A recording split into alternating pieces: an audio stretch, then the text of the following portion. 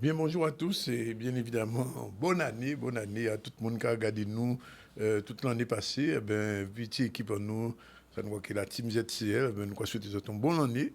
Nous quoi espérer que je rester fidèle, qu'on continue à regarder l'émission là, participer, porter force et courage pour tout le monde, toute cette équipe-là. Et nous serons avec vous encore une année, c'est la 10e année du ZCL. Ce sera une 10e année qui sera probablement fait célébrer. Sinon, ben, dans un instant, on va recevoir Jean-Jacob Bicep, qui est le secrétaire national de l'UPLG. Bien, bonjour. Bien, bonjour. Ensuite, Jean-Luc Divial, chroniqueur du ZCL, sera aussi avec nous. Florence Napri, artiste multicasquette, viendra nous faire une petite révélation. Puis on va terminer avec Iman Soudan, chroniqueur du ZCL, chronique InPo. Sinon, l'actualité, bien sûr, un micro-trottoir sur le bilan de 2023. Qu'est-ce que vous avez retenu de 2023? Ben, les gens ont répondu à Maxime Morel, on va le savoir, et à Olivier Félix tout à l'heure. L'interview de l'auto-école Vidian Maletti pour le passage du permis à 17 ans. Oui, c'est un changement maintenant. Vos enfants à partir de 17 ans pourront conduire. Vidian va l'expliquer, puis on va terminer sur le bain démarré des groupes à peau. Nicolas Le Sueur était sur place, mais c'est ça qui a fait l'actualité jeudi-là. Merci de rester avec nous. Et je vous l'ai dit, on va commencer avec le secrétaire national de l'UPLG qui a accepté d'être avec nous ce midi.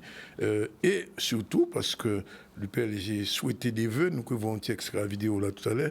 Jean-Jacob Bicep, qui j'en ai passé pour l'UPLG d'une manière générale et pour le peuple Guadeloupe?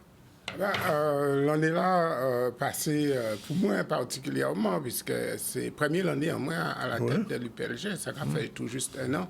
Parce qu'on arrivait à la tête à l'UPLG le 4 décembre 2022. Donc en fait, on en est pratiquement. on en est pratiquement en passé à l'UPLG. Donc l'année là, nous peut dire que nous fait en l'habitant, l'UPLG mettait vraiment en service à cause ça veut dire cause là que nous avons milité pour là, ça veut dire l'accession à la Guadeloupe à l'indépendance, nous étions très actifs sur la scène internationale, très actifs aussi sur la scène nationale en Guadeloupe, où effectivement nous participions à les différentes manifestations, à les différents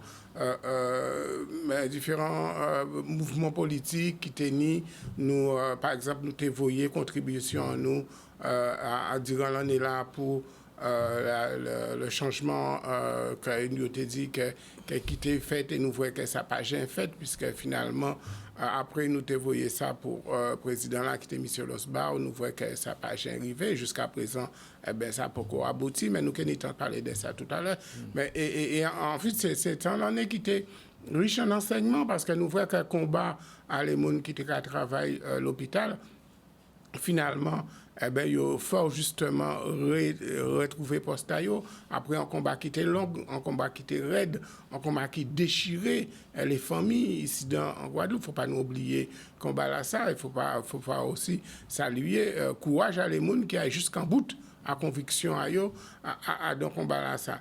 Et effectivement, nous gardons aussi que l'actualité sociale était en Guadeloupe pour me changer que l'année passée, au tout début de l'année là, était en grève, qui rappelait nous chanson à Robert Loison, quand on a la richesse, nous vrai problème à la richesse saccharine, toujours qu'à poser ici dans 75 l'année après, ces mêmes méthodes là qu'on a utilisées pour payer ces plantes là, et ce qui a fait que je dis là, il y a une idée des profits qui a fait et qui pas qu'à profiter aux planteurs réellement. Et donc tout ça dans l'année là qui vient de passer là, tout ça c'était des combats, tout ça c'est des combats que nous à la fois porter soutien à nous et à la fois nous étions actifs dans là où nous peut être actifs. Donc c'était en l'année qui voulait l'UPLG à Cuba, on nous prend contact et puis les pays latino-américains dans l'île là nous avons mené là pour la Guadeloupe retourner sur la liste des pays à décoloniser.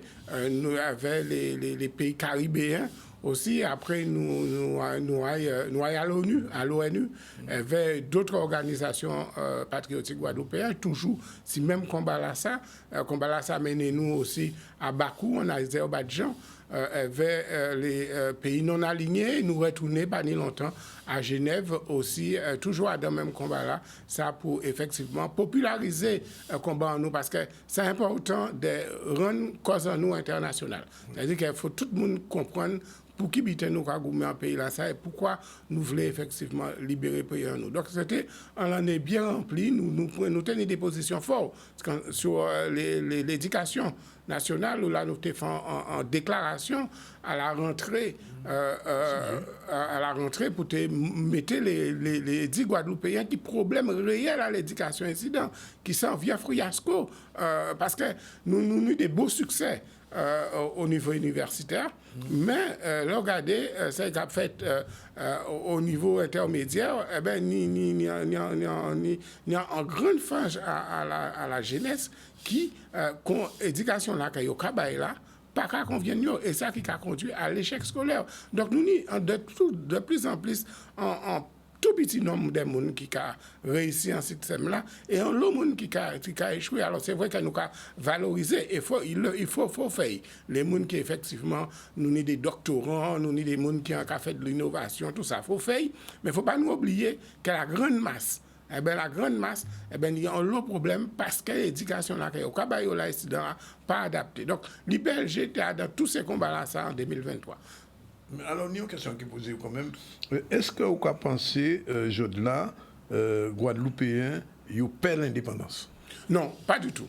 On ne peut pas penser que Guadeloupéen paient l'indépendance. On peut penser que Guadeloupéen, pourquoi voulait mettre question à l'indépendance, on met à des gens qui n'ont pas confiance à eux.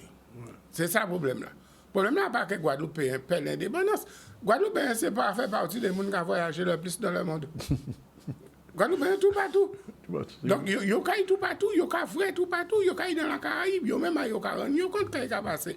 Il y a rendu compte qu'un petit pays comme Barbade, qui j'avais, il y a bien vrai que le PIB à les autres pays caribéens, j'ai rattrapé nous. Donc, Guadeloupéen conscient de ça qui a passé. Guadeloupéen aussi conscient de la situation coloniale là qu'il y a dans la Guadeloupéen. Ça qui a fait que je dis là, la majorité des Guadeloupéens pourquoi viennent à l'indépendance, c'est parce que, je dis là, l'offre politique, même si nous, les patriotes guadeloupéens, incarnés en offre, mais offre là, ça, il peut sûrement assez attractif pour eux. Ça veut dire que ils peuvent bien comprendre où là nous vers l'indépendance. Et c'est pour ça qu'il faut nous vraiment travailler. Et 2024, ça doit être l'année là, ça, où nous travaillons vraiment ces projets-là. 10 Guadeloupéens, dans qui société nous voulons faire vivre? Qui modèle de démocratie parlementaire, présidentielle, qui modèle de société nous voulons? En société ultralibérale ou en société à orientation socialiste, progressiste. Mais il faut dire Guadeloupéen ça, parce que tant que vous êtes dans le flou, vous pouvez adhérer. Et je dis là, la population guadeloupéenne, j'arrive à maturité pour la question de l'indépendance. C'est peut-être les politiques qui peuvent arriver à maturité. Maintenant, il y a une question à poser, c'est que nous avons l'organisation pour l'indépendance, pour l'anticolonialisme, etc. Et question à... On ne va pas parler de l'unité, mais au moins de l'unification assis, on m'a d'autres aussi qu'à poser. Là, on regarde, moi, une coalition par les aussi, le PCJ pas d'accord avec l'ANG pas d'accord avec LKP pas d'accord avec l'ANG, etc., etc. Et tout ça, c'est des organisations qui, ont chaque ni histoire, ont chaque ni parcours, qui a manqué pour y sembler. En réalité, ça qui a manqué, il faut nous bien conscients des ambitions. La Guadeloupe, l'histoire de libération nationale, la Guadeloupe particulière. C'est-à-dire que nous pas en Algérie, nous pas, voilà, et surtout nous pas dans les années 60 non plus. Là, nous sommes en multitude de partis qui ni contexte à yo créé Adam, yo ni histoire yo, mais yo tout d'accord si ambition. En tout cas, les gens qui voulaient l'indépendance, d'accord sur l'indépendance, ni ça qui voulaient l'autonomie, ils sont d'accord sur l'autonomie, mais que ce soit autonomiste ou indépendantiste, nous pouvons faire un chemin ensemble. C'est-à-dire que nous pouvons faire un chemin ensemble. Ça qui nie, c'est que, à part la question de l'unité, parce que l'unité, voilà, nous ne pouvons jamais faire un front de libération de la Guadeloupe. Ça paye en fait. On va pas croire qu'à deux Vous savez que conditions. l'UPLG à l'origine de ça, qui est finalisé. Oui, on connaît ça. Mais c'est de l'histoire. Oui. Nous, c'est de l'histoire. On a pensé que faut nous comprendre que nous avons toujours fait, non pas en fond, mais faut nous ni en plateforme où toutes les organisations avaient propre identité à eux, qui a contribué à la Ligue des libérations nationales. C'est-à-dire que faut nous ni en plateforme ou en plateforme collaborative entre nous qui permettent nous d'avancer sur la question à la Ligue des libérations nationales. Et nous qui avancer et nous sommes d'accord si la Ligue de libération nationale. Alors, ni des gens qui voulaient que l'émancipation arrête à l'autonomie, mais comme train là, c'est vers l'indépendance, ça qui descend à la station autonomie, qui descend à la station autonomie. Mais train là qui continue vers l'indépendance. Et les gens qui voulaient aller dans l'indépendance, qui continuent, puisque terminer ça train là, c'est l'indépendance. Mais ça veut dire qu'à un moment donné, qu'il faut une organisation, une organisation, pour qu'on dit en français, pour un bâton de pèlerin et essayer de voir qui gens pour créer une plateforme collaborative là, ça c'est possible ça? Si, mais nous chacun travaillons ensemble. Nous travaillons ensemble vers les hauts et les bas que nous ni. Oui. Mais nous travaillons ensemble. Nous travaillons ensemble à l'Assemblée pour la Nation Guadeloupe malgré les difficultés que nous peignons ponctuellement. Mais nous travaillons ensemble. Nous à l'ONU, nous sommes ensemble. Nous sommes à Genève, nous sommes ensemble. Donc, non, nous travaillons ensemble. Nous travaillons concrètement ensemble. Donc, ça veut dire que... Bon, alors, le PCG, pour l'instant, pour intégrer début de plateforme collaborative. Il y a une discussion qui est établie avec eux, parce que nous avons parlé, puis moi, j'ai fait plusieurs appels du pied au PCG, a dit plusieurs fois qu'il faut venir pour nous travailler ensemble. Alors, le PCG, ni en bitin qui a bloqué sur la question du drapeau, mais nous avons l'occasion de revenir sur ça. Mais on a pensé que je dis là, il faut dépasser ça. Il faut dépasser ça, il faut considérer l'intérêt supérieur du peuple guadeloupéen. Ça ne peut pas arrêter en question de drapeau. Donc, il faut nous continuer à travailler là, ça, que nous avons commencé, approfondir et arriver avec plateforme à nous à proposer à travers la plateforme là, ça, en solution politique alternative pour la Guadeloupe. Ça veut dire en solution politique où nous avons offert à la Guadeloupe la possibilité de vivre souveraine. Donc,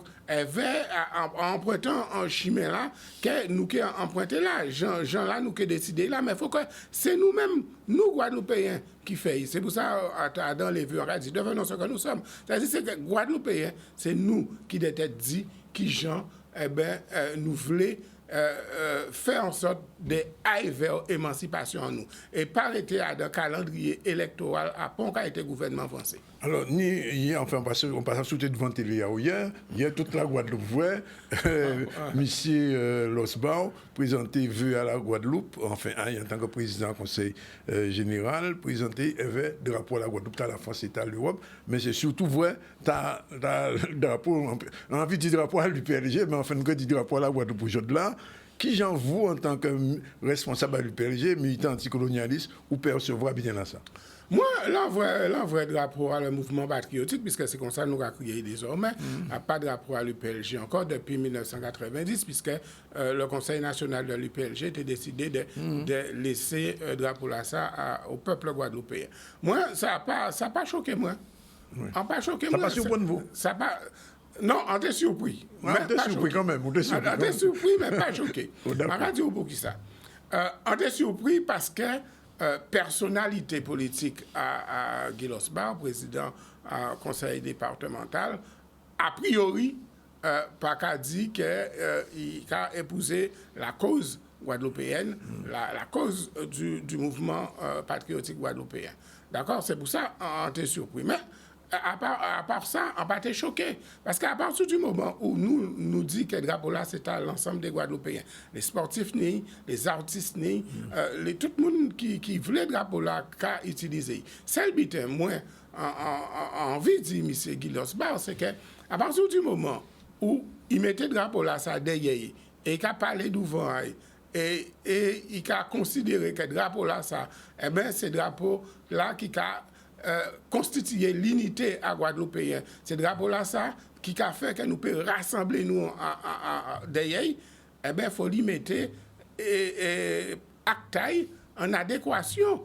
Il ne faut pas que ça il fait là pour présenter Villa. C'est juste une opération aussi magrier fait. Ouais, faut pas que c'est une opération cosmétique. Faut pas que le drapeau là t'es là des doigts pour faire bébel. Je dis là, faut lui démontrer qu'il peut mettre le drapeau là ça parce que il prend en compte aspiration à peuple Guadeloupe. Et c'est ça. Et c'est pas nous patriotes de faire démonstration là. C'est à lui, puisque c'est lui qui mettait. C'est à lui, puisqu'il prend le drapeau là, il mettait des oreilles. C'est à lui de faire la démonstration. Je dis là qu'il comprenne les aspirations profondes du peuple guadeloupéen et qu'il y a une capacité d'incarner le drapeau là et mettre derrière là, parce que le drapeau là, ça, il y a une charge symbolique c'est très fort. Parce que vous savez que nous avons un congrès des élus qui a fait, c'est lui qui a géré ça. Est-ce qu'à un moment là, ça, moi, j'ai déjà posé des questions là dans une interview, mais je sentais que le responsable du PSG, vous avez demandé pour les autres organisations, ou pour le PSG en tout cas, on doit la parole dans le congrès à ces élus. Ça, parce qu'en général, c'est congrès à les élus, pas congrès à les organisations. Donc, la dernière fois là, il a fait nous voyons contribution. Donc, nous te voyons contribution là, mais nous pas bien comprendre où la contribution là passé. non, mais faut vrai, tout le monde qui voit contribution, nous voyons entre toutes les contributions, il y a tout et ça finalement, il y a délibéré, c'est il y a une grande marche. Donc, ça nous commandait, c'est que si le congrès là, ça a des têtes débouchées sur un projet guadeloupéen d'émancipation sociale et politique, effectivement, nous voulons participer à dedans. Si c'est but à congrès là, de proposer une solution alternative pour la Guadeloupe, pour y peut sortir dans la REL à droit constitutionnel français et mettre ici Chimay à la pleine souveraineté, nous d'accord. Mais si c'est pour, comme Macron dit les Corses, mettez la Guadeloupe et dans une situation où c'est en autonomie qui ne se fera pas contre la République district Macron, nous pas d'accord. Oui, parce que faut pas oublier quand même, c'est que M. Losbach est très proche de la Macronie. Oui, mais c'est bien pour ça en cité au Macron. Là. Oui, c'est bien pour ça en cité au et dire que ça, nous pas d'accord. Donc, s'ils mettaient le drapeau là, ça des oreilles, il faut qu'ils savent que, voilà, le projet là que nous voulons là, c'est un projet pour d'émancipation sociale et politique pour la Guadeloupe, et il faut en capacité d'incarner. Puisque désormais, à part nous qui disons prendre Apollon, c'est qui prend tout seul. Donc, si vous voyez où prendre, il faut incarner. Et nous attendons qu'il y ait incarné. Alors, en dernier mi-temps, c'est que vous voyez la loi sur l'immigration qui votait pas longtemps. Oui. Et malheureusement, enfin, on dit malheureusement, des députés en nous, c'est bien des députés, on dit même les députés, c'est des députés, Mathieu Serva qui votait. Voilà ça, qui j'en vous ressenti ça? Ben, nous communiquons, nous crions ça le vote du déshonneur. Ouais. Parce que nous ne pouvons pas comprendre. Mathiazin, tu es au deuxième tour contre Rodito Lassi. Ouais. Il criait un mois, vini barrer le Front National. Tout le monde a baillé, en même monde qui battait bouille. Guadeloupéen a voté pour barrer le Front National. Résultat, écoute, à l'Assemblée nationale, il a voté avec le Rassemblement national. Ça n'est pas possible. Quant à mon ami Serva. Ils n'ont pas rencontré depuis, non? Non, nous pas rencontré. Quant à Olivier, en passant, on peut dire, on ne peut pas comprendre qui Jean versalité à homme politique là, ça. En moment, il a dit, toi, tu vas la fermer. Et en d'autres moments, il a voté avec le Rassemblement national.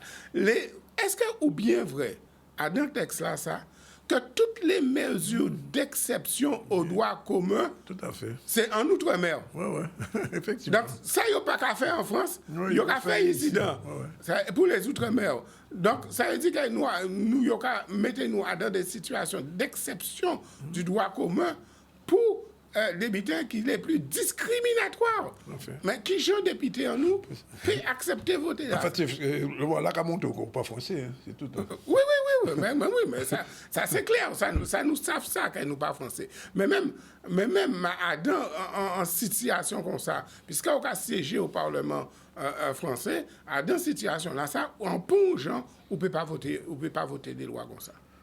Bien, monsieur Bissep, nous avons dit merci en tout cas de venir. Nous avons eu l'occasion de recevoir les autres organisations qui n'y a parlé aussi. Nous parler du PCG, nous parler de l'ANG. Nous avons eu la parole.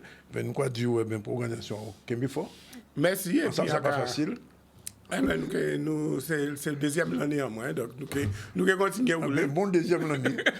Voilà. Quand tout Guadeloupéen, force et courage et passe en belle année. 12h51, nous t'envoyons un petit coup de jet à ce bilan 2023 justement. Qu'avez-vous retenu, Maxime Morel, Olivier Félix, Miko Totoa, nous regardé. L'année 2023, c'est au niveau de l'inflation, tout a augmenté. Il y a beaucoup de ménages qui ont souffert. Une année, fin d'année très meurtrière. Très meurtrière et puis la violence qui augmente sans cesse et puis voilà. Oh, beaucoup de choses, mais pas gentil. Oh là là, pas de très bonnes choses. Il y a eu trop de violence. Vraiment, c'est la violence. Plusieurs choses. D'abord les guerres, Ukraine, Moyen-Orient, et puis l'inflation. Qui perturbe notre alimentation, notre vie quotidienne et puis le prix des carburants. La guerre, quelle que soit la guerre, hein. Ça peut être verbal, ça peut être avec fusil, ça peut être avec voiture, mais moi je sens la guerre partout. Une année 2023, personnellement, que je trouve quand même enrichissante pour moi.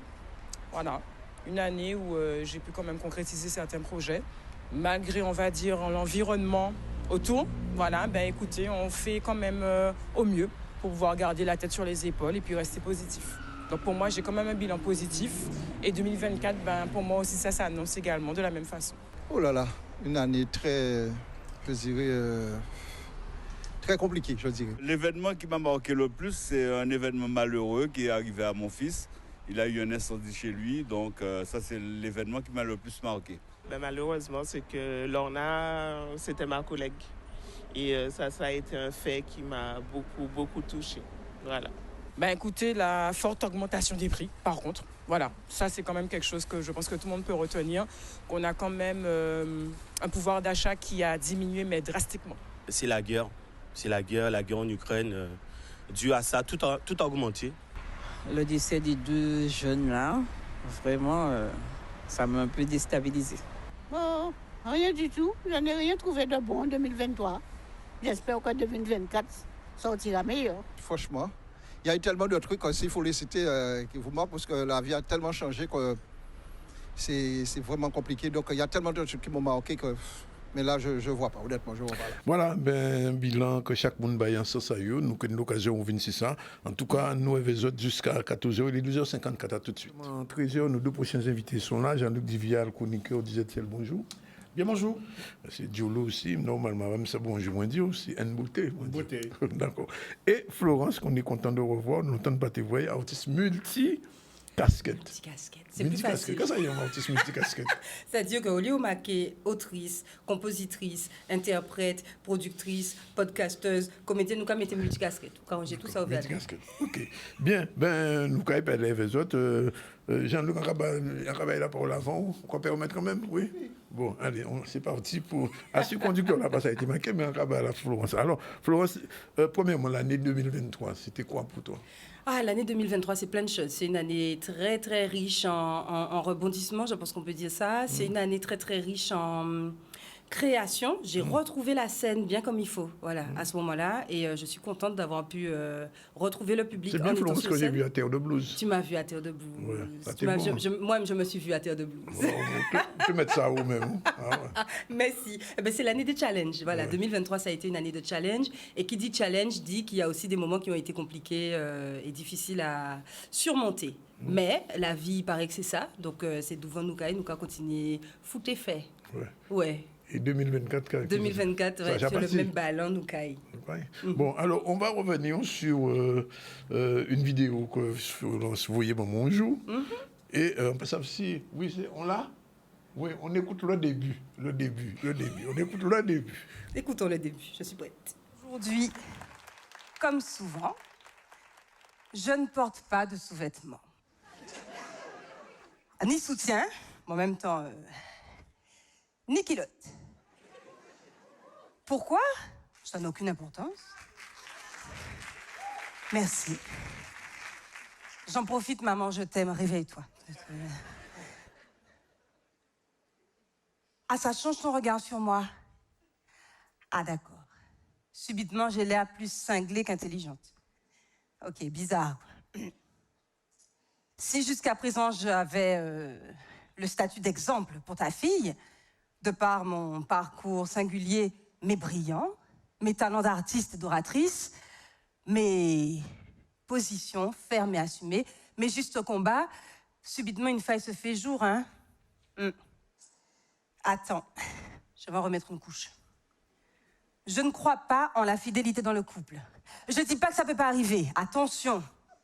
Je dis juste qu'on n'est pas fabriqué pour ça. Et que c'est pas un problème en soi. Ça n'empêche pas de vivre des histoires d'amour longues et merveilleuses. Mais je me dis qu'on gagnerait tellement de temps, d'énergie, de sérénité à l'accepter. Quoi d'autre? Je célèbre les fins et les séparations. Bien, alors, Florence, expliquez-nous, petit point, qu'a été pour un jour là, ça. On peut demander aussi un soutien qui doit dire là. Ou pas besoin de On peut demander ça. Ça n'a pas d'intérêt. Alors, ça, c'est un extrait de TEDx. TEDx qui a eu lieu le 14 octobre dernier au Sydney Star. Qui est un moment où on entend un certain nombre de personnes et de personnalités s'exprimer. Bon, l'idée, c'est de faire avancer le monde. Au départ, l'idée, c'est de faire avancer le monde avec quelques idées. Et quand on m'invite à cet événement, que je trouve vraiment très intéressant pour faire bouillonner les esprits, je me demande comment est-ce que moi, de mon côté, je vais pouvoir bousculer les gens. Donc, cette première phrase d'accroche, évidemment, hein, ça fait mouche. Tout le monde... qu'est-ce qu'elle raconte? Ça fait tic, ça. Qu'est-ce qu'elle dit, la dame?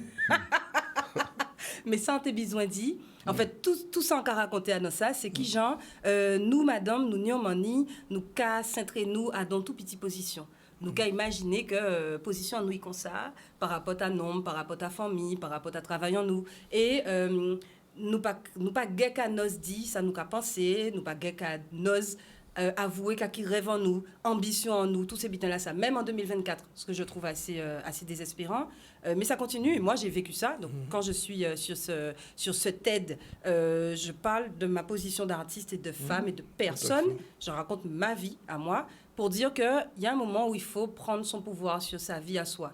Ça va peut-être pas changer la face du monde. C'est pas avec ça qu'on va réduire les nombreuses violences envers les femmes, qu'on va... régler toutes les questions de parité salariale et tout ça, n'est-ce pas? Mais peut-être qu'on va améliorer un petit peu sa vie en s'octroyant le droit d'être pleinement. Et quand j'arrive avec mon histoire de culotte, soutien... C'était pour faire le buzz ou bien c'est pas pour faire le buzz, c'est vrai. Alors, c'est pour choquer, très clairement, c'est pour choquer, mais c'est surtout pour dire où est-ce qu'on place la liberté?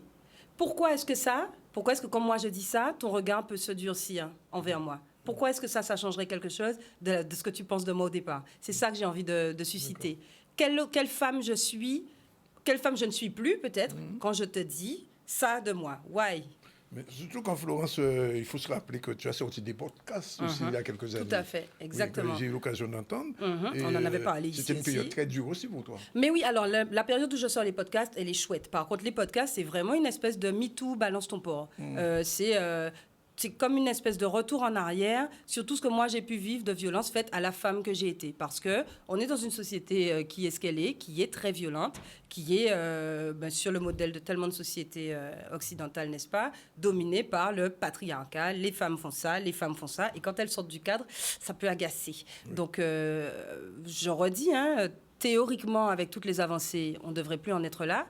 Pourtant, les violences intrafamiliales sont encore criantes. L'inceste, considéré, voilà. Le harcèlement au travail, ça n'a pas qu'à baisser même. Et quand je fais Rebelle et la Bête, le podcast, c'est pour raconter mes souffrances à cet endroit-là, pour inciter d'autres femmes et d'autres hommes aussi, parce qu'il y en a qui en souffrent, à raconter ce qu'ils vivent d'horrible et donc à faire comprendre à toute la population guadeloupéenne, non seulement qu'on n'a pas fini avec ce genre d'histoire, mais que, je crois, on a vraiment le pouvoir de faire ça évoluer vers le mieux. Ça signifie, Florence, que la société guadeloupéenne est particulièrement dure pour la femme? Je crois que la société guadeloupéenne est particulièrement dure pour les femmes, en dépit d'un... Voilà, on aime beaucoup les mettre en avant, la femme potomitan, on chante les mamans, on célèbre la beauté des femmes et tout ça, mais à l'intérieur de la maison, c'est pas exactement ça qui se passe. Donc il y a quelque chose de très difficile. Je trouve aussi qu'elle est très difficile pour les hommes en réalité. Je trouve que nos hommes sont facilement élevées comme n'ayant aucune chance face à une femme guadeloupéenne. Ces femmes-là, en nous joke, les Antillais sont en volage, les Antillais sont qui ça y est.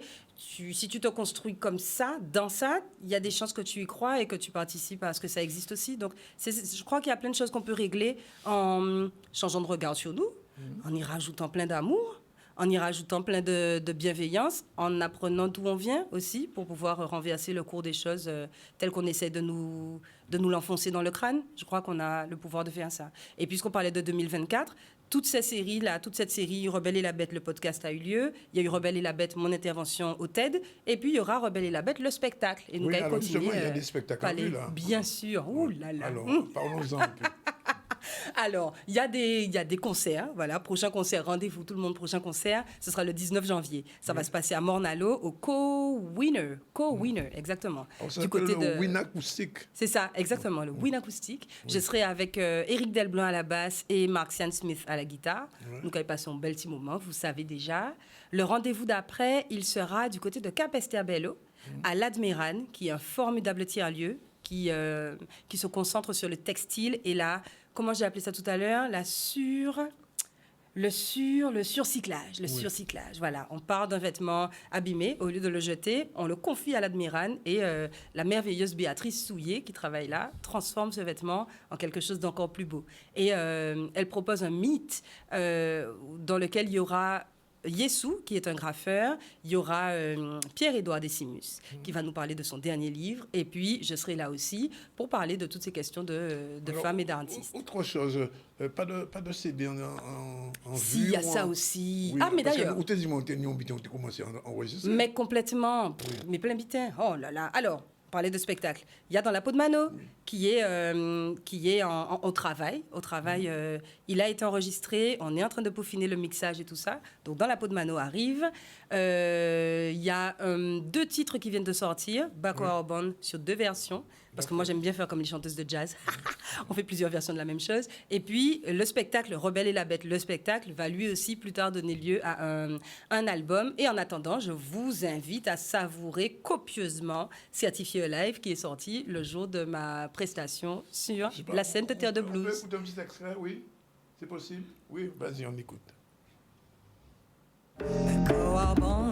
Bon matin, laissez couche là.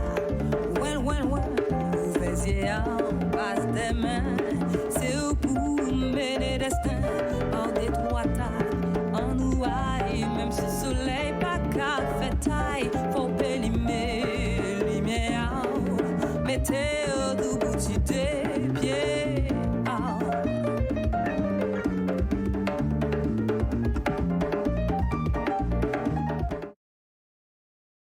Nous allons attendre ça. Oui. Plein de choses en préparation, plein de choses. Et puis, en attendant, on se retrouve sur scène très souvent. Très souvent. Alors, je suis avec Jean-Luc ou sorti en Florence, parler de l'homme guadeloupéen connué. Qui j'en vous quoi vivre ça? Moi, quand il dit un bitin que je sais retrouver Kaouye. C'est vrai, nous vivons en lot agression, en lot aussi propagande qui est voyé, puisqu'il monde qui a dans ce modèle Patrick Arcala, qui tout le monde c'est le même fonctionnement là.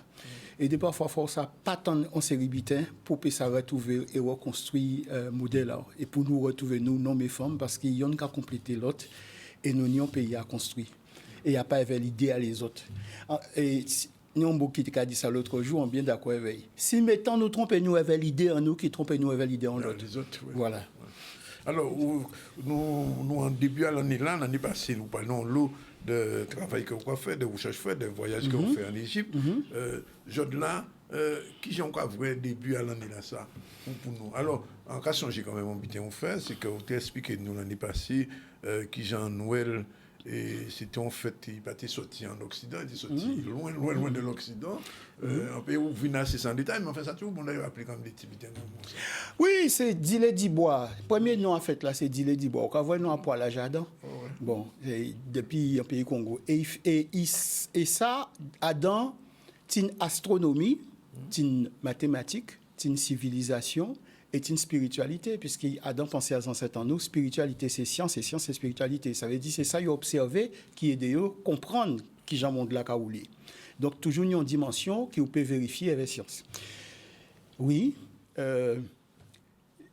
Question à poids là déjà, il faut nous dire déjà qui poids dit bois là, c'est dit qui veut dire bail et bois qui veut dire enfanter, accoucher, bail la vie. Et vous voyez, c'est 25 décembre. La dot qui récupérait tous ces éléments là ça en 5e, 6e siècle pour y faire Noël, qui veut dire nouveau soleil, c'est assez basé à ça dans cet temps nous t'ai dit qui y a construit tout ça.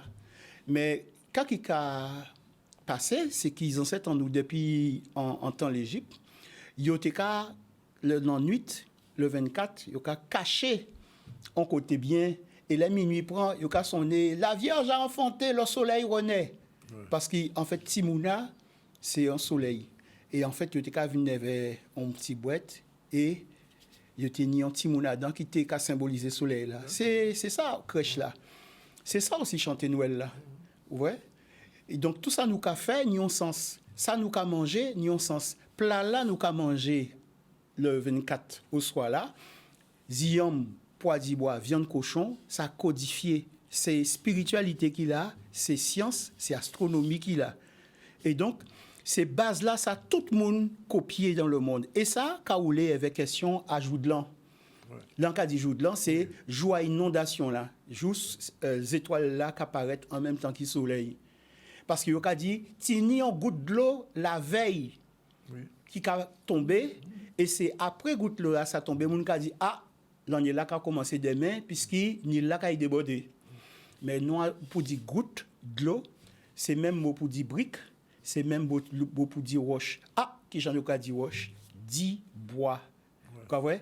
Et qui j'en ai nommé spirale là, dit bois, qui j'en ai nommé palmier raffia là, qui après Kevin a dans sphère occidentale là, Kevin sapin là, dit bois. Donc faut suivre ces mots là et il faut raconter toute histoire, peut reconstruire toute histoire à cette heure c'est ça. Donc en réalité, c'est en fait chrétien pas te fêter avant celle bitin de fêter c'est Pâques. Ouais.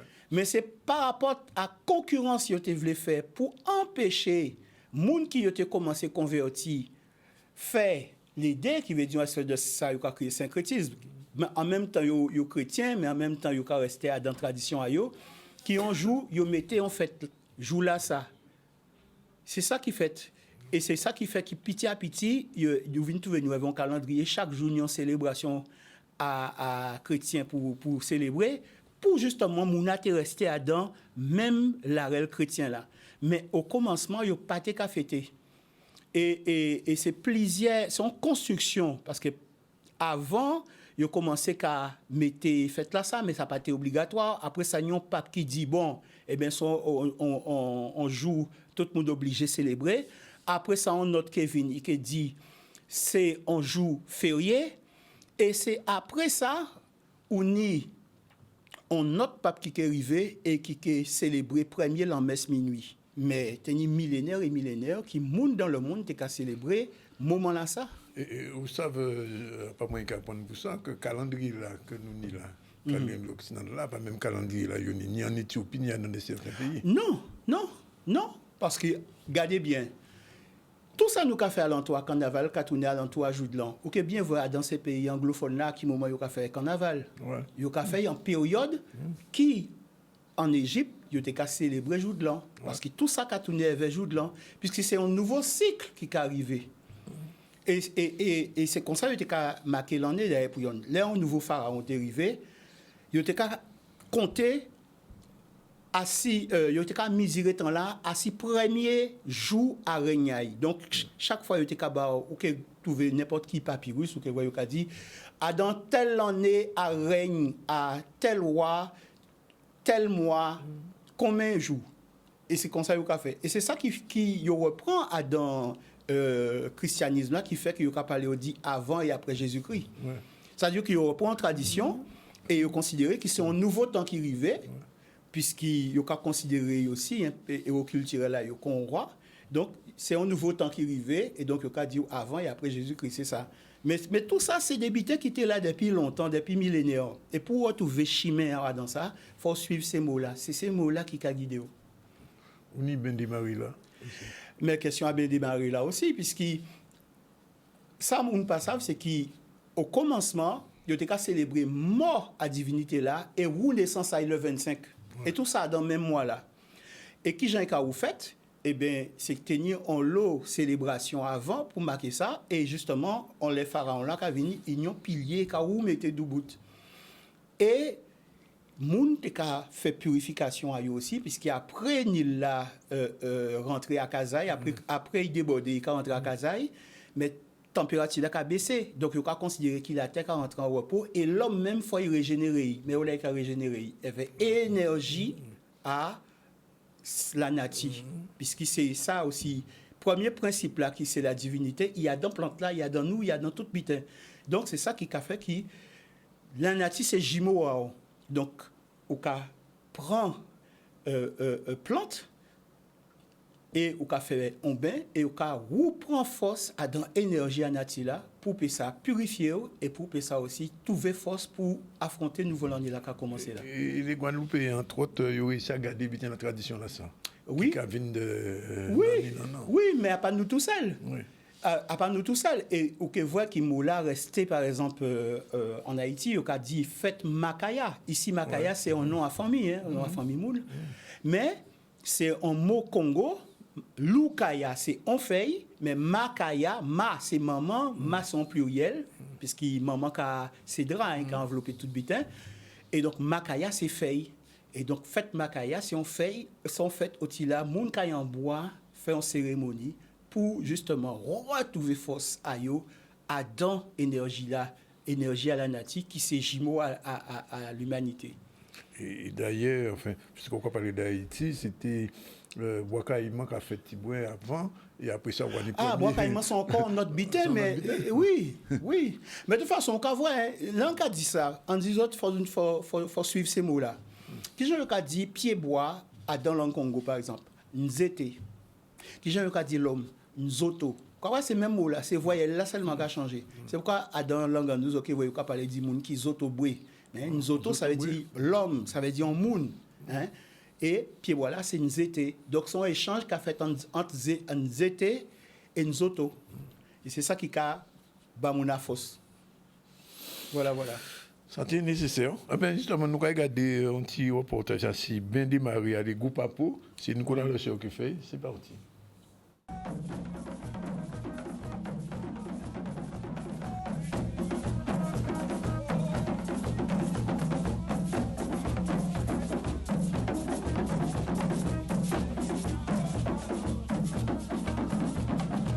Qu'elle soit fructueuse pour toute la Guadeloupe et pour tous les mouvements culturels, pour tout Guadeloupéen, pour tout le monde dans le maillot ancré en pays là. C'est ça qui est plus important. Ça qui est important, c'est que nous arrivons à garder la noucaille, travailler bâtiment dans nous aussi, parce que ça n'est pas évident. Mais travailler bâtiment dans nous, mais que nous comprenions entre nous. Moins de violence, moins d'accidents, d'accord? Il faut nous faire attention à ces vitamines, ça c'est important, puisque nous, catholiques, comme le département le plus accident. Non, voilà, sauvé. Mais il faut nous faire attention à ces vitamines, ça. Nous ne pas inviter petits gens en nous, nous ne pas inviter famille en nous. Donc nous pas dire ces jeunes-là, on nous fait attention, nous pas dire les anciens, on nous porter expérience baillot aussi. D'accord, faire attention, les routes très dangereuses, donc faire attention à ces vitamines, ça.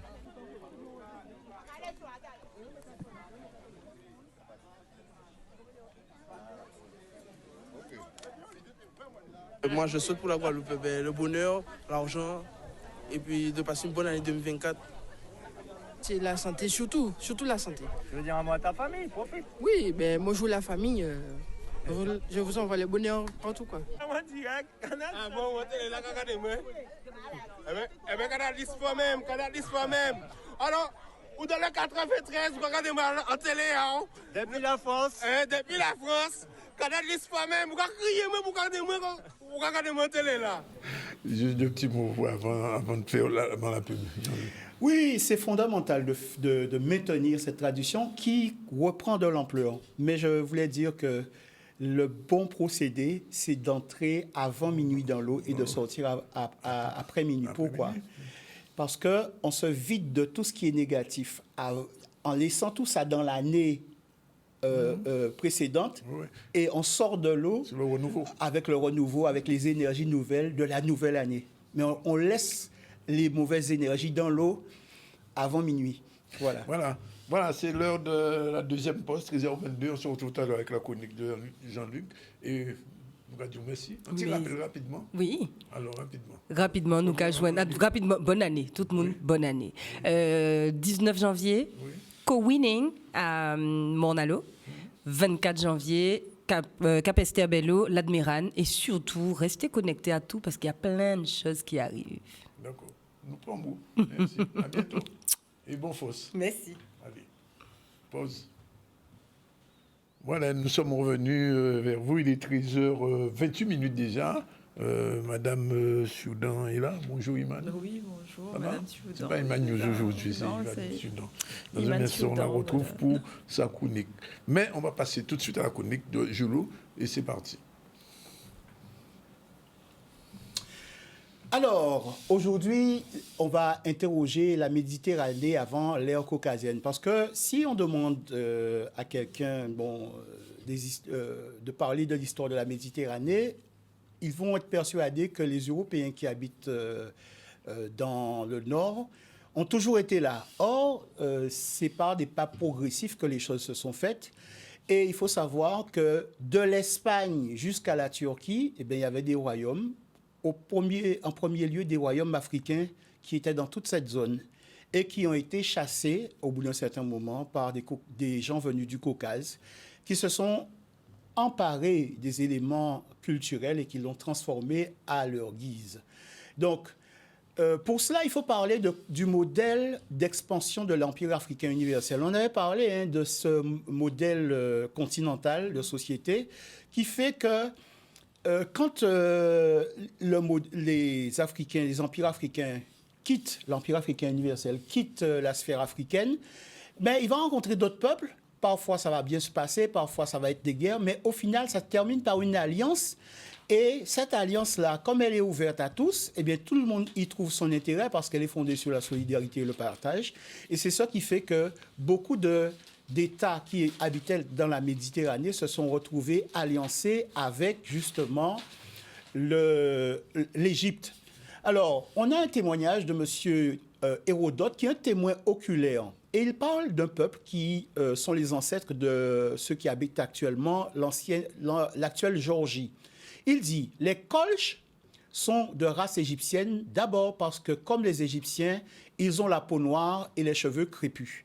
Ça veut dire que c'est un détachement de ces Africains et de ces soldats égyptiens qui s'étaient installés dans cette zone qu'on appelait la Colchide, comme aussi la Phénicie, et qui se sont installés là. Et Hérodote a eu l'occasion de les voir. C'est un témoin oculaire. Et donc, il faut parler de ce témoignage d'Hérodote qui visite l'Égypte vers l'an 400, avant l'ère actuelle. Mais il faut voir ce dont il parle. Quand il parle des cheveux crépus, vous allez voir tout à l'heure justement ce que sont les cheveux égyptiens. Et c'est ça l'intérêt d'aller dans les musées. Voilà. Au musée du Caire, vous avez des perruques. Et voilà le cheveu égyptien. Voilà. Donc on peut ergoter sur la couleur de la peau, la longueur du nez, des bouches. Mais voilà les cheveux. Et ça, c'est une perruque. Donc ce sont des cheveux féminins. Voyez ? Tout ceci aussi pour faire un petit rappel. Nous célébrons les 100 ans de la naissance du professeur Cheikh Anta Diop. Et il disait ceci dans Alerte sous les tropiques. Le nègre ignore que ses ancêtres qui se sont adaptés aux conditions matérielles de la vallée du Nil sont les plus anciens guides de l'humanité dans la voie de la civilisation, que ce sont eux qui ont créé les arts, la religion, en particulier le monothéisme, la littérature, les premiers systèmes philosophiques, l'écriture, les sciences exactes, physique, mathématiques, mécanique, astronomie, calendrier, la médecine, l'architecture, l'agriculture, à une époque où le reste de la Terre, Europe, Asie, Grèce, Rome, était plongé dans la barbarie.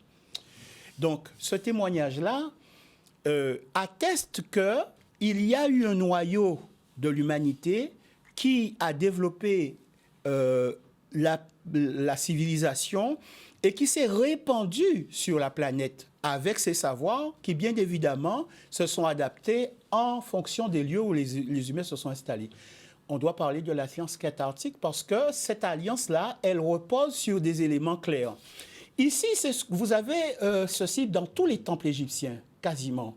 C'est la fameuse scène de la Sématawi de l'alliance cathartique. L'alliance cathartique, c'est parce que pour avoir de bonnes relations, il faut d'abord purger les cœurs, purger les relations. Et vous allez voir qu'ici, c'est le symbole même de l'unité de l'Égypte, la Haute et la Basse Égypte. Parce que vous voyez ici, vous avez des fleurs qui poussent en Haute Égypte, d'accord? Et de l'autre côté, vous allez voir qu'il y a aussi des fleurs, mais celles-ci, ce sont des fleurs qui poussent dans le delta, les fleurs de papyrus. Pourquoi? Parce que le mot pour dire la fleur, c'est le mot pour dire alliance, mariage. Voilà pourquoi on offre des fleurs pendant les mariages. Dans les cortèges, il y a des fleurs. Parce que le mot fleur veut dire alliance, mariage. Et ce n'est pas tout. Vous allez voir qu'il y a encore un autre élément qui est intéressant et qui intervient dans cette notion d'alliance. Parce que tous ces mots-là sont des homophones les uns des autres. Vous allez voir tout à l'heure que les doubles représentations du fleuve Nil, le Hapi, vous voyez qu'il y a un nœud et qu'ils sont en train de tirer, de serrer, comme on aurait dit, serrer, coller. Pourquoi? Parce que le mot pour dire serrer, c'est le mot pour dire coller, mais c'est aussi le mot pour dire l'alliance. Donc vous voyez qu'on sursignifie à l'aide de beaucoup de symboles la notion d'alliance. Vous avez encore un autre symbole qui intervient dans cette dynamique-là, c'est le poumon. Et le poumon, c'est Pema. Pema, c'est le mot pour dire le poumon, mais c'est aussi le mot pour dire purger, laver, rincer. Donc, il faut purger l'alliance avant d'unir, avant de se retrouver. Et donc, ça pose la question aussi de ce qu'on appelle la parenté à plaisanterie, c'est-à-dire l'union des lignages. Mais qui c'est qui fait l'union et l'unité du pays, l'union de tous les lignages? Eh bien, c'est le pharaon. Et vous voyez, c'est lui qui est représenté au-dessus. Et le mot papyrus, ça vient de pyr qui veut dire le feu. Mais les mots aussi pour dire le feu, c'est les mots pour dire l'alliance, le mariage. C'est pourquoi dans les mariages, par exemple dans la tradition indienne, vous voyez qu'on allume le feu pour les mariages parce que c'est un symbole d'unité, un symbole d'union. On va parler des nations étrangères et de leur relation avec l'Égypte. Ici, vous avez le roi Ramsès II qui tient en respect des nations étrangères qui cherchent à déranger l'Égypte. Ce n'est pas Ramsès II, c'est Ramsès III, je précise. Donc, voilà. Et donc, il faut savoir que pour maintenir cette alliance, tout le monde n'était pas d'accord et l'Égypte a souvent eu à défendre son territoire et du côté nubien, c'est-à-dire en Haute-Égypte, à la frontière de la Haute-Égypte, mais et du côté du delta avec les nations qui étaient hors de l'Égypte. Alors ici, vous voyez toutes vos histoires qui a conquis plusieurs États et qui tient en respect des soldats d'une nation étrangère. Voilà. Et sur son temple, vous allez voir tous les différents États qu'il a soumis. Ici, c'est le roi Toutankhamon qui s'en va mener la guerre contre les Syriens. Oui, parce que ces gens-là, ils s'alliancent. Parce que comme ils ne sont pas assez forts, ils font des alliances pour essayer de prendre le dessus sur l'Égypte. Et ici, c'est la fameuse bataille de Kadesh menée plus d'un siècle plus tard, après Toutankhamon, par justement Ramsès II. Mansaré II, si on veut prononcer correctement. Donc, vous voyez que cette alliance, elle est quand même fragile. Mais comment on a réussi à maintenir cette alliance entre les pays de la Méditerranée et l'Afrique? Eh bien, après la guerre, il faut négocier les captifs de guerre. Mais ce ne sont pas des esclaves, parce qu'ils sont intégrés au système, voyez? Et vous allez voir tout à l'heure, ici, ce sont les Asiatiques, mais ici, ce sont les Nubiens. Donc, en Haute-Égypte, ici, et au niveau de la Basse-Égypte, ici, vous allez voir que c'est le même symbole de la fleur qui associe. Donc, ça veut dire qu'on a fait alliance avec ces États. Et qu'à partir du moment où on a fait alliance avec eux, eh bien, il n'y a plus de guerre. Parce que l'alliance se célèbre aussi par un mariage, parce qu'il faut qu'il donne une fille à marier au pharaon. Et donc, comme nous sommes de la même famille, on ne se bat plus. Mais il y a aussi l'alliance avec les cités méditerranéennes. C'est ce que vous avez là. Ici, vous avez toutes les cités, les États avec lesquels l'Égypte a fait alliance. D'accord? C'est ce qui se passait dans la Méditerranée avant l'arrivée des des ancêtres des actuels Européens qui sont, eux, venus du Caucase. Donc, c'est l'Alliance des cités. Et donc, voilà, quand vous allez dans les temples et tout, c'est pour ramener ce type de documents de telle manière que nous puissions les traiter. Et je vous réserve une surprise pour la fin, parce que vraiment, vous allez voir que ceci ne peut pas faire autrement que nous interpeller. Je vais citer maintenant les travaux d'un de mes camarades chercheurs qui s'appelle Dibon Barimbok. Il nous a permis de faire l'étymologie du mot Turquie, par exemple, et ça dit ce que nos ancêtres ont trouvé quand ils sont arrivés dans ces territoires. Parce que le mot Turuk, ça signifie le désert, la terre sauvage, la terre non urbanisée. Et Ke, ça désigne l'être humain, l'homme, l'habitant. Et voilà, c'est sur le même modèle que Malinke, Soninke, Bamileke, qu'on a construit le mot Turuke, qui a donné le mot Turquie. Voilà. Donc, ça veut dire que quand nos ancêtres sont arrivés là, ils n'ont pas trouvé de cité urbanisée. Voilà. À un moment donné de son histoire, eh bien, l'humanité se met à urbaniser des espaces qu'ils ont trouvés vierges ou des espaces qui étaient habités par des personnes qui étaient plus dans une logique de nomadisme. Et donc, ici, vous avez un modèle des nouvelles cités de l'Alliance avant les Occidentaux. Et vous voyez que c'est toujours le même modèle. On voit les bras liés et on voit les fleurs, qui signifient que ce sont des alliances. Et moi, pour terminer, comme voilà ma surprise, c'est que je vais vous montrer, et ça c'est encore les travaux de Dibon Barimbok qui nous permet de le mettre en évidence. Eh bien, vous allez voir que Monsieur Hegel nous dit que la Grèce va droit au cœur aux hommes cultivés d'Europe et particulièrement chez nous au cœur des Allemands.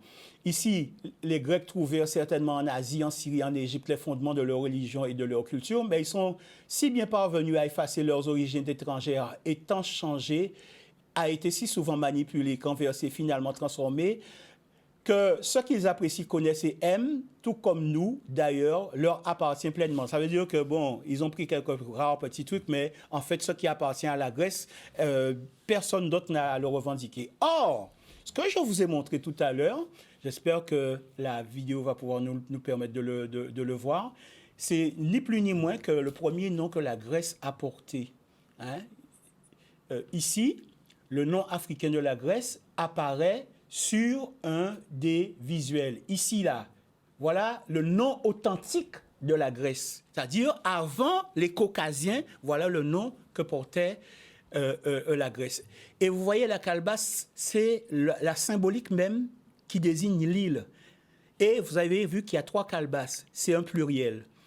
Et qu'est-ce que la Grèce? C'est, bien sûr, la péninsule que vous connaissez, mais c'est aussi tout un ensemble d'îles qui est autour. Donc, vous voyez que nos ancêtres avaient bien observé. C'est un document qui est très intéressant. Il boot, mais j'espère que vous allez tous le garder et le montrer à vos enfants. 2 petits mots quand même, il y a un colloque qui est prévu. Oui, alors, on reviendra certainement en parler plus en détail, mais il faut savoir que cette année, pour commémorer les 50 ans du colloque du Caire, nous aurons un colloque qui s'intitule « Cheikh Anta Diop, les hiéroglyphes égyptiens, 50 ans après le colloque du Caire ». Le but du colloque, c'est de faire un état des lieux. Qu'avons-nous appris de plus? Il ne suffit pas de se gargariser. Oui, il y a le colloque du Caire, les idées de Cheikh Anta Diop ont triomphé. Nous, qu'est-ce qu'on a appris de plus? Comment avons-nous travaillé? Qu'est-ce qu'on a découvert et qu'est-ce que nous sommes capables de mettre dans la grande calebasse pour ouvrir l'humanité à une autre vision de la vie, surtout qu'on voit bien que ce monde est en train de se transformer. Et puis aussi, nous, ici, Guadeloupéens, comment on peut traduire toutes ces connaissances-là pour mieux accompagner les enfants qui sont en situation d'échec scolaire, les enfants qui ont des situations, qui ont des difficultés d'élocution, hein, je peux parler de la dyslexie, mais aussi on s'aperçoit qu'on dysfonctionne parce qu'on ne se connaît pas réellement. Et tout ça, ça doit pouvoir aider à mieux prévenir la délinquance et beaucoup d'autres choses. C'est la meilleure connaissance de nous-mêmes et singulièrement la meilleure connaissance de notre langue qui va nous y aider. Ce sera quelle date? Alors, ça sera du 3 au 10 mars 2024. Nous aurons l'occasion d'y revenir. Absolument. Merci, Joe. 13h43. Il nous reste 15 minutes maximum pour parler avec notre ami Iman Choudan de L'Une pour eux. Aujourd'hui, c'est parti.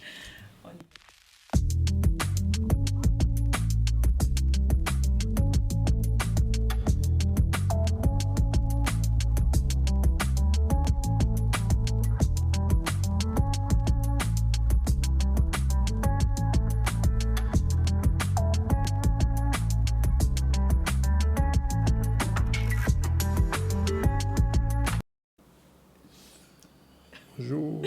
Oui, bonjour à tous, bonjour Danick, bonne année, bonne santé. Bonne santé à tout le monde, à toute la Guadeloupe, à tous ceux qui nous regardent, les auditeurs de Canal 10, de RHT, ceux qui sont en France, ceux qui sont partout dans le monde, qui nous regardent. Ceux qui sont en Égypte aussi. Ah bah oui, moi je suis passionnée de tout ce qu'ils viennent de dire et je trouve ça extraordinaire. Chaque année, elle va en Égypte. Ah oui, chaque année. Pour 2024 juillet 2024, donc ceux qui veulent venir avec moi, vous pouvez venir en message privé, que ce soit sur Facebook ou Instagram, parce que le programme est déjà établi. Donc voilà. Okay. Je fais juste le pont avec monsieur. Et je trouve que c'est intéressant parce que dans la danse, par exemple, on a, je fais juste une aparté, on a une danse qui est la danse du chandelier, donc qui se danse pour les mariages. Donc c'est rituel de purification, on est en lien avec ça en fait. Et donc, d'unité. Voilà. Et d'unité. Voilà. Bon, c'est juste pour faire la transition. On a trouvé le passage. Voilà, exactement. Donc on vient de passer justement 2023 à 2024 et souvent c'est la période des bonnes résolutions qui ne tiennent pas en fait. Elles ne tiennent pas? Non. Non. On se demande pourquoi. Parce que, en fait, est-ce que c'est vraiment intéressant de faire sa liste de bonnes résolutions de l'année qui va durer jusqu'au 15 janvier et à la fin du mois, on a déjà oublié ce que c'était? Ou est-ce qu'il s'agit vraiment de mettre en place une stratégie personnelle pour pouvoir atteindre ses objectifs? La question qu'on peut se poser déjà, c'est pourquoi ça ne fonctionne pas les bonnes résolutions?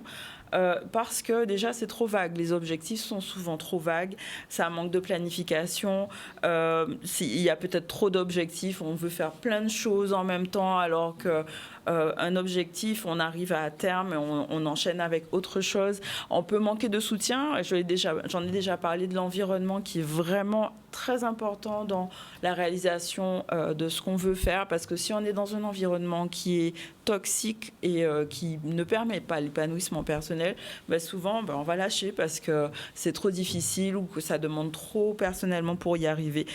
C'est aussi par manque de flexibilité, parce qu'on reste mordicus sur un truc et c'est peut-être pas ça, il faut peut-être ajuster certaines choses par rapport à ce qu'on souhaite, et c'est tout l'intérêt de vraiment se poser sur des objectifs vraiment, on parle beaucoup de SMART. Alors SMART, c'est spécifique, mesurable, atteignable, réaliste et dans le temps. Donc on parle souvent de ça en coaching, mais c'est vraiment important de vraiment avoir cette vision. Et la vision, je pense que c'est bien plus important que d'avoir des objectifs, c'est savoir où est-ce que je veux aller à terme. Donc si c'est juste sur un an, c'est possible, mais sur 5-10 ans, je me vois où, j'ai envie de réaliser quoi et comment je peux le faire par étapes avec des compléments de compétences ou de soutien personnel, des gens qui vont pouvoir m'aider à réaliser ce que je veux. Et dans quelle intention? L'intention aussi est importante parce que c'est la force qui va me permettre justement de décupler ma motivation et ma ténacité, ma persévérance à obtenir ce que je veux. Et c'est vraiment à la fois l'intention. Ce qui est différent par rapport à un objectif, c'est qu'il y a une composante émotionnelle qui est forte parce que je vais vraiment m'identifier comme étant la personne qui a atteint cet objectif-là. C'est vraiment une question d'identité, en fait, qui est importante pour réaliser ce qu'on veut. Et donc, comment faire pour transformer ces bonnes résolutions en habitudes? Donc déjà, c'est d'avoir un objectif qui peut-être petit au départ. On va fractionner. Si sur un an, on a un objectif qui est, je ne sais pas, de créer une entreprise, donc sur les 3 premiers mois, je vais mettre telles actions en place, c'est-à-dire peut-être faire un business plan, trouver les formations qui me manquent pour pouvoir réaliser ça, prioriser surtout, ça c'est hyper important pour ne pas partir dans tous les sens, parce que souvent on a l'impression que c'est des grosses montagnes, tandis que si c'est des petites parts de gâteau, c'est souvent plus facile de réaliser ce qu'on veut. Créer des routines aussi, c'est tous les jours, en fait, qu'est-ce que je vais mettre, quel est le plus petit pas que je peux faire pour réaliser mon objectif. Donc tous les jours, qu'est-ce que je peux mettre en place qui va me permettre de, à terme, dans 3 mois, si c'est du poids que j'ai à perdre, peut-être faire une routine sport, peut-être avoir une cuisine un peu plus saine, voilà, mettre des petites choses en place qui vont me permettre de réaliser et d'avoir des habitudes qui vont... Ça va être fluide, en fait, ça va être simple, ça va être facile, et c'est ce qu'on cherche, en fait, pour pouvoir maintenir la motivation. Parce que la motivation, c'est ce qui fait que je réussis aussi à célébrer mes petites victoires. Je peux mesurer que ce mois-ci, j'ai perdu 500 grammes, le mois prochain, je vais perdre 500 grammes encore. Ça va arriver jusqu'à la fin de l'année, j'aurai perdu mes 10 kilos parce que j'ai chaque mois perdu 1 kilo, par exemple. Et donc de se rappeler, d'intégrer des rappels visuels. Donc, je parle souvent du vision board, mais c'est vrai que c'est un outil qui marche bien. Pourquoi ? Parce que ça habitue le cerveau à voir une réalité concrète. Moi, ça fait des années que je fais des vision boards, et c'est vrai que ça marche parce que le cerveau, il fait pas la différence entre ce qui est imaginaire, ce qui est réel, et la pensée construit la réalité. C'est parce que j'ai la pensée, je veux dire, on a des choses, des idées, avant d'être palpables, avant d'avoir ce micro, c'était une idée.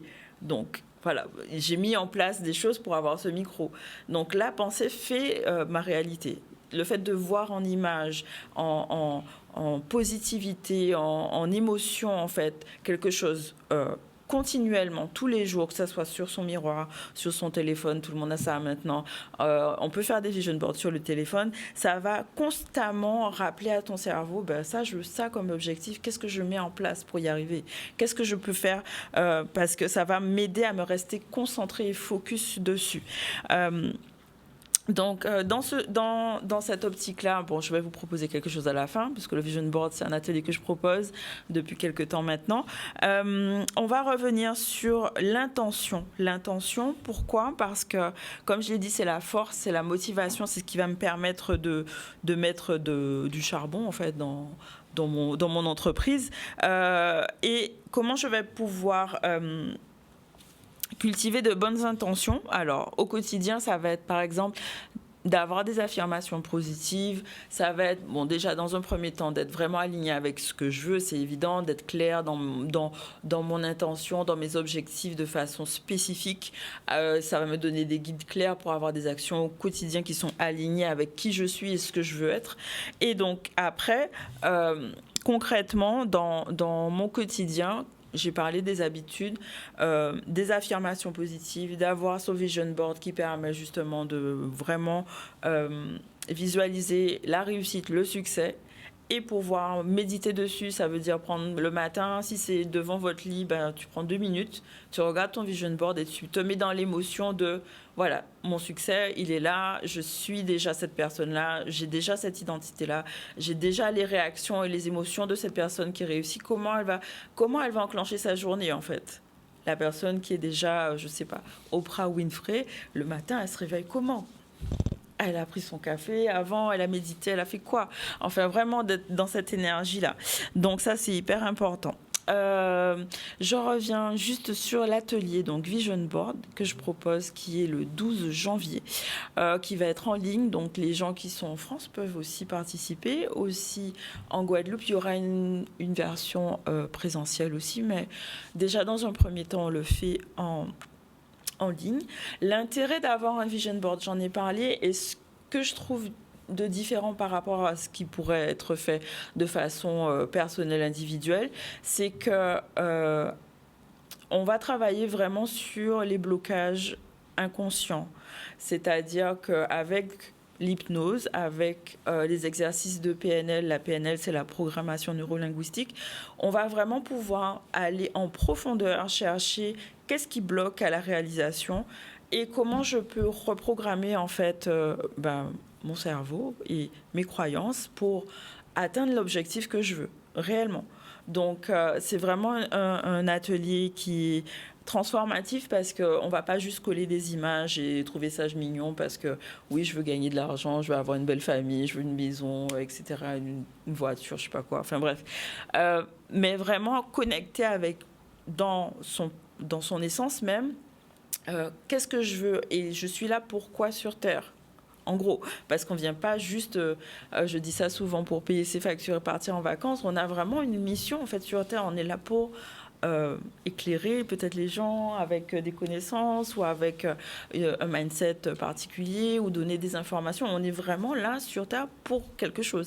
Donc c'est d'aller connecter avec ce quelque chose-là et du coup avoir vraiment une vision long terme sur ce qu'on souhaite. Voilà.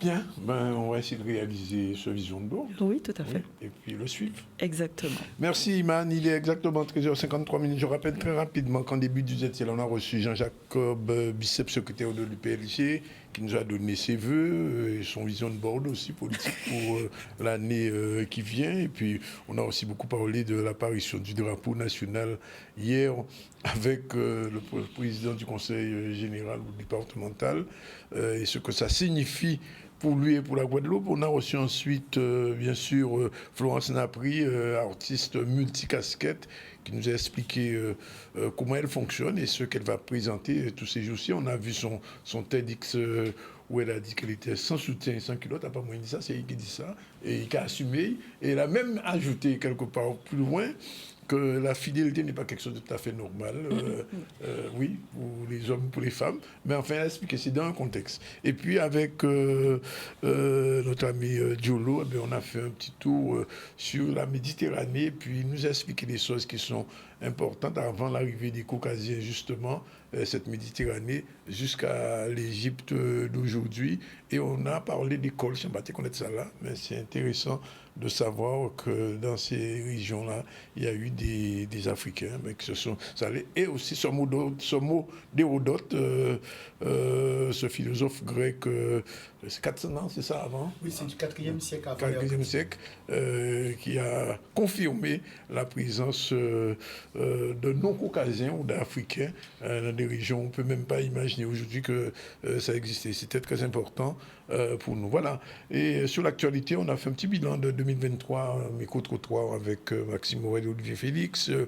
Nous sommes allés voir les groupes à peau et bien démarré là, il y a fait Jean il a fait les jeux de là.